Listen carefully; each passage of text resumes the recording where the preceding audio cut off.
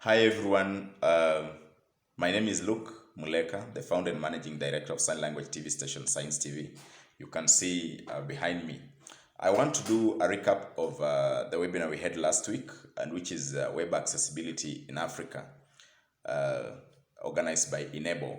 And I really want to say that I was really excited and inspired by what things that I saw or I heard people talking about, even the International Standard Organization, ISO, that has been developed actually to guide how the website is developed.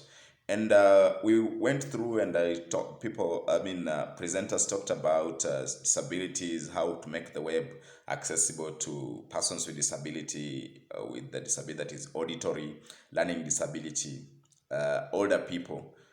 And on the older people, I just want to say that the old people that we are thinking about today will not be the same old people that we'll be talking about in the next 10, 15 years, because these will be older people, but who have great knowledge in digital space. So we really need to see how do we get these people also involved, because it is us who are going now to get old. So when we are talking about accessibility, I had one of the presenters saying that really when you are talking about accessibility of the web, you not consider older people, but we are going to be the next generation who is going to be old, and we need to still continue accessing the web. And of course, apart from the congenital disabilities that we have, you realize that challenges that are coming up also are those people. For example, if I am a person who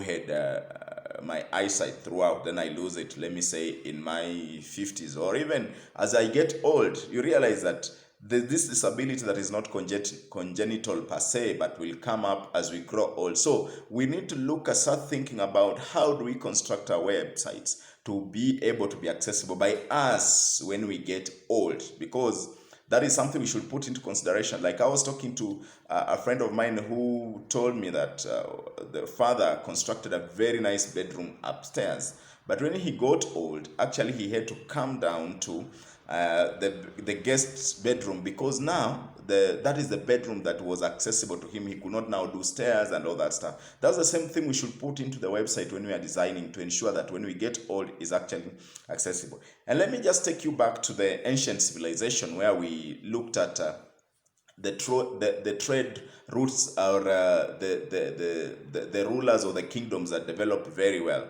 These are kingdoms that actually secured their trade routes, and they will ensure that the caravans that were coming to trade with them will not be attacked by any form of banditry and all that stuff. So you realize that those kings actually would grow rich and richer. And this goes to an example of a person like Mansa Musa of West Africa. You realize a story is told that when he went to Mecca for Hajj, the amount of gold he went actually with destabilized the price of gold in the Middle East. And this is a story that is being told time after time, because of the type of how organized he was, and how he had protected his trade routes, and made sure that they are secured from any form of attacks. So I want to respond to Wilson when he said the issue of inaccessible website, like for example our the revenue agents, which is Kenya Revenue Authority, where people are supposed to file returns, and you realize that it's not very accessible to person. And I want to concur with him that it might not be very accessible to people with visual impairment. So far, that is something that we've been trying to talk to them to see how best do they get this.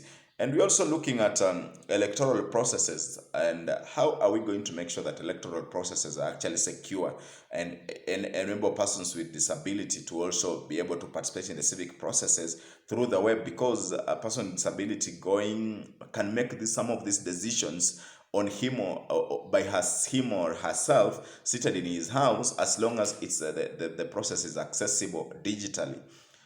Having said that, let me say that security of the web is going to be one of the most important things that we are going to look into, not accessibility. Because yes, the accessibility is very important, but we are looking at how accessible and secure is it. Because if you are to make a road to be accessible to people with visual impairment, then you realize that at the end of the day, that road should not have potholes that will make, yes, he will come, it's tactile well and it's marked well, but if it has potholes that will actually make this person injured, then that road is not safe. The same way, because I'm looking at the future, and this has been not brought by COVID, but it's just being accelerated, whereby everyone will make, we are going to shift and have their businesses done online. So we are looking at how secure are our payment systems online, because people are going to try to fish information from persons with disabilities, knowing that now everybody has gone there. People will want to steal from persons with disability. How are we making that they are secure and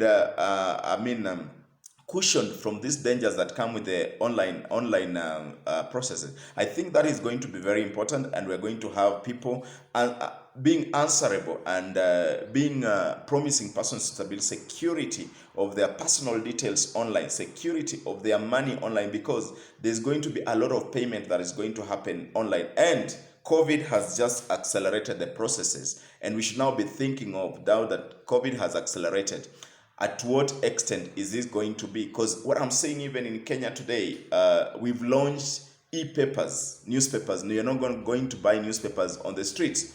We are going to have e-papers. So I'm seeing a lot of people shifting to the online space, and we should see how best are we going to make the online space secure and safe. Thank you very much. I really appreciate you having watched this small video, and I really want to participate in the next webinar and also just do my recap. Thank you.